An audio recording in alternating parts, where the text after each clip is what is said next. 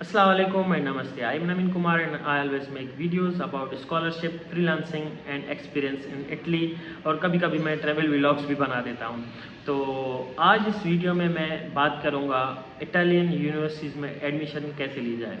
काफ़ी सारे स्टूडेंट्स मुझे रोज़ मैसेजेस करते हैं मुझे और काफ़ी जो भी स्टूडेंट्स हैं इटली में कि इटली में एडमिशन कैसे ली जाए, उसका प्रोसेस क्या है और कहाँ से शुरू करें।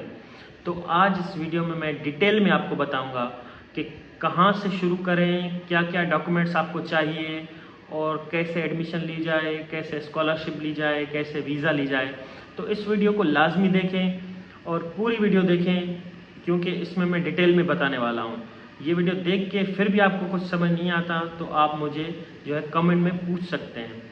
तो आइए शुरू करते हैं कि कहाँ से स्टार्ट। सबसे पहले मैं आपको ये बता दूं क्लियरली कि अगर आपने मास्टर्स में एडमिशन लेना है इटली में तो आपके पास बैचलर्स की डिग्री होनी चाहिए। आप आखिरी सेमेस्टर में ना हो, आपने सारे एग्ज़ाम दे दिए हैं और आपके पास सारे डॉक्यूमेंट्स मौजूद हैं, जैसे कि आपकी डिग्री या फिर पासिंग सर्टिफिकेट होता है। जब तक आपकी कन्वोकेशन नहीं हुई आपको डिग्री नहीं मिली, लेकिन पासिंग सर्टिफिकेट आपको एप्लीकेशन डालते वक्त होना चाहिए।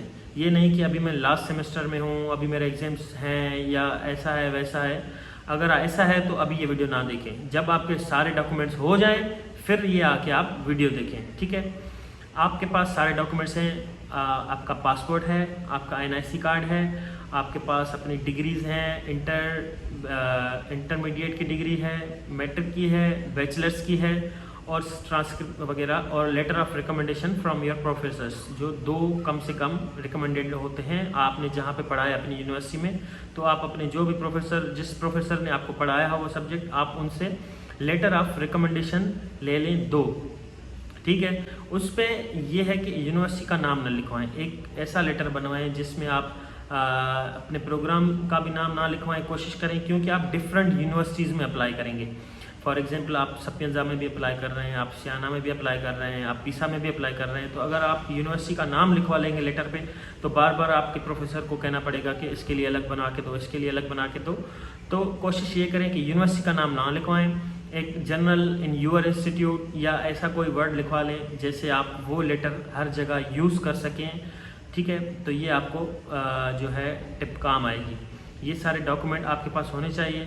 आपने क्या करना है, सबसे पहले गूगल क्रोम में जाके एक ट्रांसलेटर जो है उनका एक्सटेंशन होता है वो ऐड कर देना है।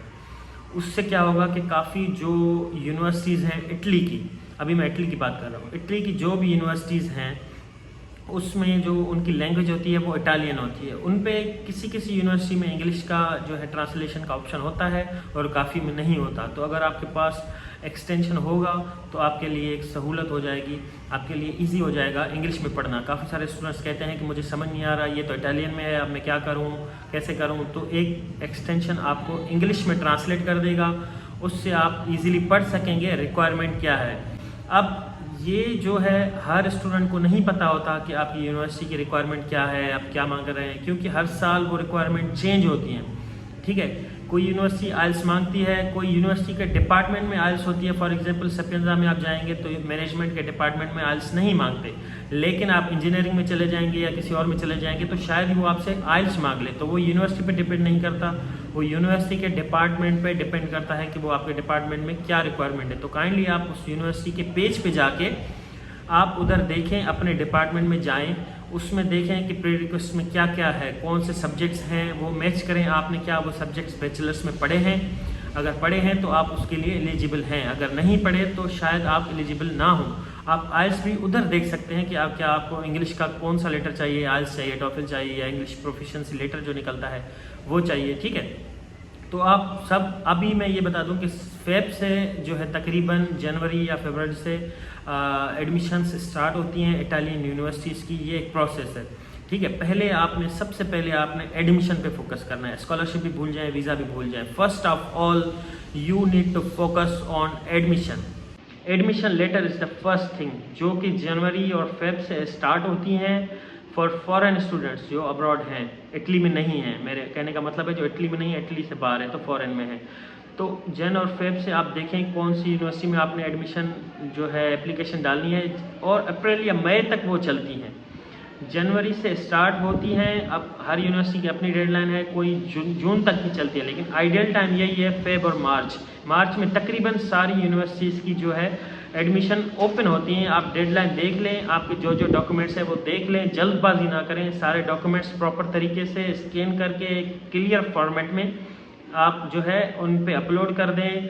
आपका जो नाम है वो पासपोर्ट पे वही नाम वही स्पेलिंग के साथ जो है उस फॉर्म में लिखें, क्योंकि नाम का बड़ा इशू होता है। वो आपने डाल दिया। अब ये कोशिश करें कि जो टॉप बेस्ट यूनिवर्सिटीज़ आप 3 या 4 जो है वो सिलेक्ट करके उसमें अपनी एडमिशन डाल दें। अब ये होता है कि हर यूनिवर्सिटी के आप 2 डिपार्टमेंट्स में या 2 प्रोग्राम्स में एट ए टाइम अप्लाई कर सकते हैं। फॉर एग्जांपल मैं मैनेजमेंट का हूँ तो मैं मैनेजमेंट में भी कर सकता हूँ और इकोनॉमिया में भी कर सकता हूँ, क्योंकि ये दोनों रिलेवेंट हैं। और एडमिशन जब मिलेगा तो मुझे एक चूज़ करना पड़ेगा, तो आप दोनों में कर दें।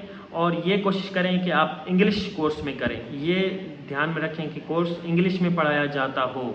ठीक है, आपने वो फॉर्म फिल कर देना है। अगर उस यूनिवर्सिटी की फ़ीस है 20-25 यूरोज़ या 10 यूरो, डिपेंड करता है। काफ़ी सारी यूनिवर्सिटीज़ फ्री ऑफ कॉस्ट होती हैं। अगर किसी की फ़ीस होती है तो वो आपने पे कर देनी है। फिर आपको रिसिप्ट मिल जाएगी, हाँ भाई आपने अप्लाई कर लिया, आप अभी वेट करें, जो है आपका रिजल्ट आएगा तो आपको बताया जाएगा, आपको ईमेल की जाएगी। आपने ये एप्लीकेशन डाल दिया, अप्लाई कर दिया, 3 से 4 यूनिवर्सिटी सिलेक्ट करके उसमें कर दें, फिर वेट करें। आपको एनरोलमेंट लेटर आ गया, ऑफर लेटर आ गया, अभी आप फोकस करें स्कॉलरशिप अप्लाई करने पे। जब आपको ऑफर लेटर मिल जाता है उसके बाद ही आप स्कॉलरशिप में अप्लाई कर सकते हैं, पहले नहीं करते। जो काफ़ी स्टूडेंट पूछते हैं मुझे स्कॉलरशिप कैसे मिलेगी, ये कैसे मिलेगा, तो ये बात जो है आप फोकस करेंगे। सबसे पहले आपने एडमिशन लेटर लाना है। जब तक आपके पास एडमिशन लेटर नहीं है आप स्कॉलरशिप को भूल जाएं, वो किसी काम की नहीं। वो फर्स्ट स्टेप है आपका लेटर ऑफ एडमिशन, वो है तो स्कॉलरशिप आप ले सकते हैं। उसके अलावा आपको स्कॉलरशिप मिलना नामुमकिन है। तो जो स्कॉलरशिप्स होती हैं वो तकरीबन जून में उनका पोर्टल ओपन होता है, वो रीजनल स्कॉलरशिप्स होती हैं। आप यूनिवर्सिटी की वेबसाइट पे जाके स्कॉलरशिप में जाएंगे, वहाँ पे भी उसका मेंशन होगा।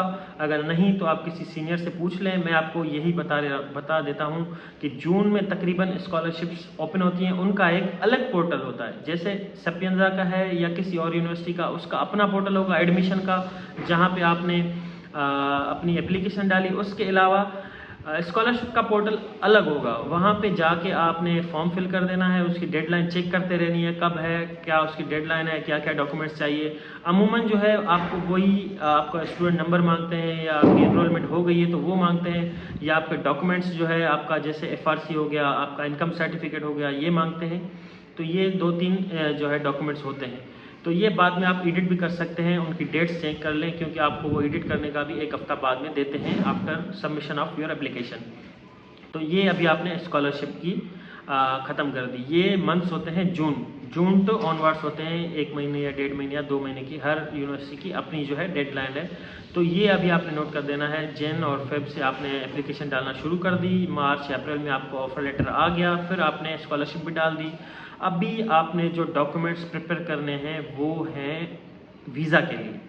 अब DOV के लिए भी आपने करना है, वीज़ा के लिए भी करना है, तकरीबन डॉक्यूमेंट सेम होते हैं। DOV कैसे बनता है, DOV क्या है? DOV डिक्लेरेशन ऑफ वैल्यू को बोलते हैं। जो आपने डिग्रीज इधर पाकिस्तान या इंडिया में कहीं भी हैं आपने की हैं, उसको आपने इक्वलेंसी चाहिए आपको इटली में। फॉर एग्जांपल आपने इधर बैचलर्स किया है तो आपको इटली में उसकी इक्वलेंसी सर्टिफिकेट चाहिए, जिसको DOV बोलते हैं, जो कि एम्बेसी ऑफ इटली बनाती है आपके कंट्री में। आपकी जो डिग्रीज़ हैं उनको ट्रांसलेट करते हैं और एक सर्टिफिकेट बना के देते हैं कि हाँ भाई इसने जो बैचलर्स इधर पाकिस्तान में की है, इंडिया में की है, कहीं भी की है, ये इक्वल है इटालियन बैचलर्स के। तो उस सर्टिफिकेट को DOV बोलते हैं, उसको डिक्लेरेशन ऑफ वैल्यू। दोनों डिग्रीज का वैल्यू सेम है बोथ कंट्रीज़ में, ठीक है। वो सर्टिफिकेट आपका बन गया। फिर आपने अब वीज़ा के लिए जो है अप्लाई कर देना है। अब कभी कभी ऐसा होता है कि आप DOV और वीज़ा के लिए इकट्ठे अप्लाई कर देते हैं, डॉक्यूमेंट सबमिट कर देते हैं, या तो फिर पहले DOV बनता है फिर वीज़ा अप्लाई होता है। तो वो आप अपने जो है कंसर्न डिपार्टमेंट से, या अपनी जो आपकी ऑफिस हैं, जेरीज हो गई या फिर कॉन्सुलेट हो गई या एम्बेसी हो गई, उनसे पता कर लें कि क्या है।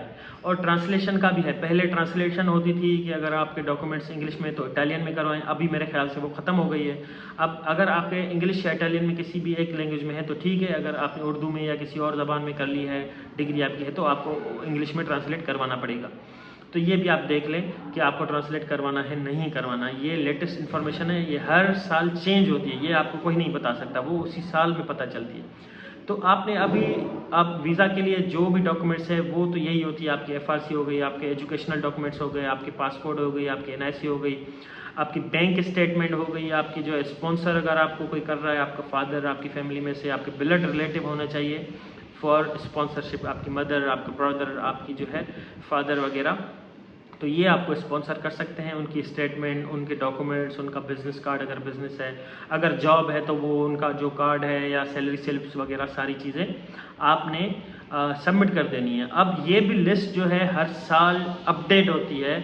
ये आप एम्बेसी जो आपकी है, जहाँ पे आपने वीज़ा अप्लाई करनी है, कॉन्सुलेट है या एम्बेसी है कोई भी है, उनसे ईमेल करके ये लिस्ट मंगवानी है कि भाई मैंने जो है एप्लीकेशन दी थी, अभी मेरी ऑफ़र लेटर आ गई है, मेरी ये जो है प्रोग्राम है, आप मुझे प्लीज़ जो है वीज़ा की लिस्ट इशू कर दें, क्या क्या डॉक्यूमेंट्स चाहिए। वो आपको एक लिस्ट भेज देंगे अपडेटेड, उसकी बेसिस पे आप अपने डॉक्यूमेंट्स बनाएं। वो सारे डॉक्यूमेंट्स आपने अटेस्ट भी करवाने होते हैं मिनिस्ट्री ऑफ फॉरेन अफेयर्स से, जिसको मुफा बोलते हैं। अब उसकी ऑफिस कराची में भी है, इस्लामाबाद में भी है, अगर आप पाकिस्तान में हैं तो वहाँ पे आपने ये सारे डॉक्यूमेंट्स जो है अपने अटेस्ट भी करवाने हैं जो आपकी, और उसके अलावा आपके जो मैट्रिक और इंटर के डॉक्यूमेंट्स हैं वो आपकी अपनी बोर्ड से अटेस्ट होंगे, जहाँ पे आपने इंटरमीडिएट की है। इंटरमीडिएट बोर्ड होती है हर जो है शहर की अलग, तो वहाँ से आपने अटेस्ट करवाने हैं। फिर IBCC से करवाने हैं जो कि कराची में और इस्लामाबाद में भी है। और उसके अलावा ये सारे डॉक्यूमेंट आपके हो गए तो फिर आपने सारे डॉक्यूमेंट्स जाके मुफा ले जाने हैं, वहाँ पे अटेस्ट करवाने हैं जो भी आपके डॉक्यूमेंट है। फिर आपने वीज़ा के लिए फ़ाइल डाल देनी है। फिर आपने इंटरव्यू का वेट करना है, प्रिपेयर करना है। अगर आपका इंटरव्यू होता है तो वो यही पूछते हैं कि वीज़ा में आप इटली क्यों जाना चाहते हैं, आप ये स्टडी क्यों करना चाहते हैं, आपका अगर एक्सपीरियंस है, आपका स्टडी गैप है तो वो आपने जस्टिफाई करना होता है। और अगर आप स्पॉन्सर कर रहे हैं तो किसी कोर्स की भी डिटेल्स पूछते हैं, या फिर आपके स्टडी से भी कोई क्वेश्चन कर सकते हैं कि आपने जो पढ़ा है उसमें से भी कोई शायद क्वेश्चन कर ले। तो आपने एक सही तरीके से जो है उसको आंसर करना होता है अगर आपका इंटरव्यू होता है। और जो भी आप डॉक्यूमेंट्स डाल रहे हैं, फॉर एग्जांपल आप अपनी बैंक स्टेटमेंट डाल रहे हैं, आप अपनी जो है आपने 6 महीने की बैंक स्टेटमेंट डाली है और सारे पैसे आपके लास्ट में अगर आपने डाले हैं तो ये एक मसला है कि आपके पास पैसे कहाँ से आए, आपको जस्टिफाई करना होता है। तो जो 6 महीने की स्टेटमेंट होती है, कोशिश करें कि वो रोलिंग हो, अकाउंट जो है उसमें काफ़ी ट्रांजैक्शन की गई हो।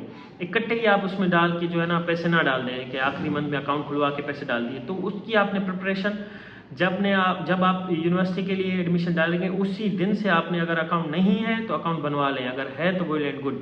उसमें जो है आप ट्रांजैक्शन करें, आप छोटी छोटी ट्रांजैक्शन करते रहें, जैसे थोड़ी बैंक स्टेटमेंट बढ़े और लगे कि वाकई ये एक्टिव अकाउंट है। आप कुछ भी चीज़ परचेज करें तो आप कार्ड से करें, कोशिश करके ऑनलाइन करें, उसी अकाउंट से कर लें। पेट्रोल फिल करवाएं उसी जो है कार्ड से पे करें, या कहीं शॉपिंग करने चले जाएं तो कार्ड से करें। इससे क्या होगा कि आपकी ट्रांजैक्शन जो है बढ़ेगी, तो उनको लगेगा कि यार वाकई ये जो है एक्टिव अकाउंट है। अब काफ़ी स्टूडेंट्स ऐसे कर देते हैं, सारी चीज़ें कर देते हैं, आखिर में उनको पता चल रहा है अरे यार मैंने तो बैंक स्टेटमेंट प्रिपेयर ही नहीं की। तो वो एक अच्छा प्रोसेस है, वो उसको 6 महीने लगते हैं, कम से कम 6 महीनों की जो है स्टेटमेंट होती है, वो आपने उसी टाइम सोच लेना है।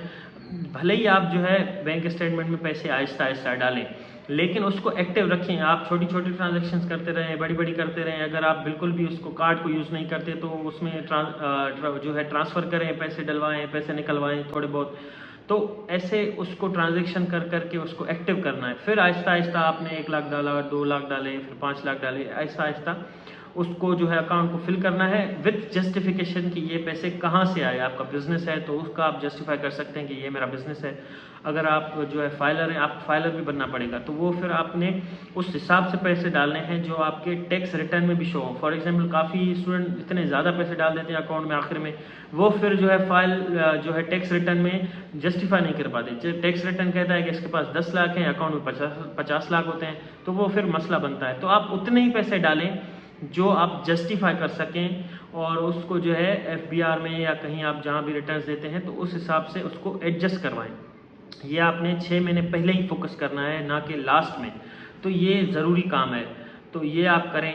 और उसके बाद जो आप अपनी वीज़ा वगैरह आपने फ़ाइल कर देनी है, और उसके बाद जो अकोमोडेशन है वो आपने सर्च करनी है। अगर आपकी वीज़ा आ गई है 1 महीना पहले या आपने वीज़ा का वेट कर रहे हैं, तो फिर भी आप किसी सीनियर से कांटेक्ट करके अकोमोडेशन लाजमी अपने शहर में ढूंढें। जहाँ भी आप इटली में जा रहे हैं, किसी सीनियर से रब्ता करके कोशिश ये करें 1-1.5 महीने की अकोमोडेशन ढूंढ के उधर चले जाएँ, उधर फिर खुद देख के अकोमोडेशन में शिफ्ट हो जाएँ। किसी को भी एडवांस पैसे ना दें। काफ़ी सारे ऐसे लोग होते हैं जो कमीशन मांगते हैं, एडवांस मांगते हैं कि आओ आपको कॉन्ट्रैक्ट बना दूंगा, अकोमोडेशन बना दूंगा, ऐसा कर दूंगा। 1 रुपया भी किसी को ना दें। इटली पहुँचें, उस रूम या जगह में जहाँ पे आपने अकोमोडेशन ली है उधर पहुँच के फिर जो है हिसाब किताब पैसों का ये वो करें। और उस जो है ये सारी चीज़ें होने के बाद आप जो भी डॉक्यूमेंट्स हैं, जो भी आपके डॉक्यूमेंट्स, आपका पासपोर्ट, आपकी वीज़ा, आपका लेटर ऑफ एक्सेप्टेंस, आपकी जो भी डॉक्यूमेंट है उसको एक जगह पे स्कैन करके लाजमी रखें। क्योंकि काफ़ी डॉक्यूमेंट्स कभी गुम हो जाते हैं, इधर उधर हो जाते हैं, ट्रैवलिंग में कहीं नहीं मिलते। स्कैन कॉपी हमेशा आपके पास रखें। वो एक सॉफ्ट कॉपी होगी, एक गूगल ड्राइव बनाएं, उस पर जो है ID बनाएं, उस पर क्लाउड पे सेव करके रखें। वो आपको कहीं भी किसी भी वक्त काम आ सकते हैं और ये एक बहुत ही लाजमी है। जो आपके डॉक्यूमेंट्स हैं अटेस्टेशन से पहले और अटेस्टेशन के बाद दोनों कॉपीज़ अपने पास सेव कर लें, ये आपको कभी भी काम आ सकते हैं। और मेरे ख्याल से हाँ बस यही प्रोसेस है। तो आपने ये समझना पड़ेगा प्रोसेस, ये 4 या 5 महीनों का प्रोसेस है, आपने समझना पड़ेगा। First step is getting admission, second step is applying for scholarship and then for visa. ठीक है, तो ये आप कंफ्यूज ना हो कि इकट्ठे आपको स्कॉलरशिप का कैसे पता चलेगा। जब आप अप्लाई करेंगे स्कॉलरशिप का भी आपको अक्टूबर या उसके बाद पता चलेगा कि आपको मिल रही है या नहीं मिल रही। ऐसा नहीं है कि आपको एडमिशन मिल गई बस उसी दिन आपको बता देंगे कि भाई स्कॉलरशिप पे आ जाओ। ऐसे करेंगे तो फिर पूरी दुनिया ही उधर चली जाएगी, तो इस तरह नहीं होता। और काफ़ी सारे रीजंस भी होते हैं आपकी वीज़ा रिजेक्ट होती है, वो यही रीजंस होते हैं कि वो जस्टिफाई नहीं कर पाते आप चीज़, आप अपना प्रोग्राम जस्टिफाई नहीं कर पाते, आप अपनी जो है इनकम जस्टिफाई नहीं करवाते। आप काफ़ी सारी ऐसी चीज़ें होती हैं जहाँ एम्बेसडर को लगता है कि ये लड़का पढ़ने नहीं जा रहा, किसी और काम से जा रहा है, तो आपको कतई ये चीज़ें नहीं करनी। जो भी आप डॉक्यूमेंट में या कवर लेटर में लिख रहे हैं आपने वो जस्टिफाई करना है विथ प्रूफ कि हाँ भाई ये मेरा for example source of income है, ये मेरी इतनी इनकम है और ये मैंने इतने टैक्स दिए हैं, इसी रीज़न के लिए जमा की थी। तो ये एक प्रोसेस है 5 या 6 महीनों का, आपने सब्र करना होगा।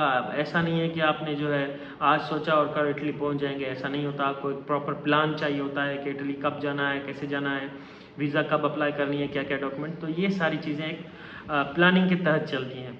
तो एक प्लान बनाएं, किसी मेंटर को करें या कोई सीनियर जो है आपका उसको जो है उससे कांटेक्ट करते रहें कोई भी कन्फ्यूजन वगैरह के बाद। कन्फ्यूजन वगैरह है या ग्रुप्स भी हैं काफ़ी पाकिस्तानी स्टूडेंट इटली या फिर पाकिस्तानी स्टूडेंट किसी भी शहर का आपका नाम लिख लें, फ्लोरेंस, मिलान, रोम, कहीं भी हैं। ठीक है, ये व्हाट्सअप के ग्रुप्स बने हुए हैं, जो लड़के अप्लाई करते हैं वो आपस में एक ग्रुप बना देते हैं, उसमें भी काफ़ी हेल्प हो जाती है। पता चल जाता है कौन से डॉक्यूमेंट चाहिए, किस तरह प्रोसेस है, क्या है, कब अपॉइंटमेंट लेना है, ये सारी चीज़ें आप अपडेटेड रखें खुद को।